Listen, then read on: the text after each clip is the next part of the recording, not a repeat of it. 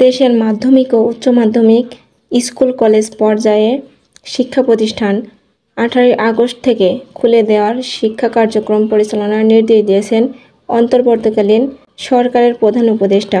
বৃহস্পতিবার 15 আগস্ট শিক্ষা মন্ত্রণালয় থেকে এ সংক্রান্ত নির্দেশনা জারি করা হয়। এতে বলা হয়, শিক্ষা প্রতিষ্ঠানগুলো খুলে দিয়ে শিক্ষা কার্যক্রম শুরু করার জন্য প্রধান উপদেষ্টা নির্দেশনা দিয়েছেন। প্রধান উপদেষ্টার নির্দেশনার পর আগামী 18 আগস্ট রবিবার থেকে শিক্ষা প্রতিষ্ঠানগুলো খুলে দিয়ে শিক্ষা কার্যক্রম শুরু করার প্রয়োজনীয় ব্যবস্থা গ্রহণের জন্য সংশ্লিষ্ট সবাইকে অনুরোধ করা হলো।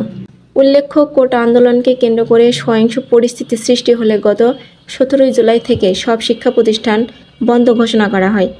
5 আগস্ট সরকার পতনের পর 6 আগস্ট থেকে সব শিক্ষা প্রতিষ্ঠান খোলার ঘোষণা দেয় আন্তঃবাহিনী জনসংযোগ দফতর ISPR।